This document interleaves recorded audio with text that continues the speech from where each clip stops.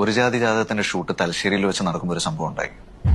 One mister മോഹനന്റെ മകളെ ഓടിച്ചിട്ട് കുത്തിയ 2 പൂവൻകോഴികൾ, Babu and Rakesh.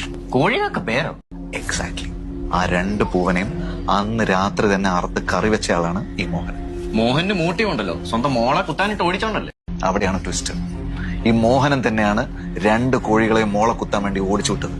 He was trying to make a reason to make chicken curry. വാവ്.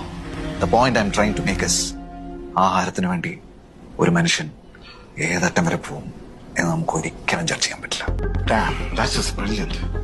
ഒരുപക്ഷെ നമ്മൾ അന്വേഷിക്കുന്ന തെണ്ടി ഒരു കട്ട ബിരിയാണി ലവറായിരിക്കും.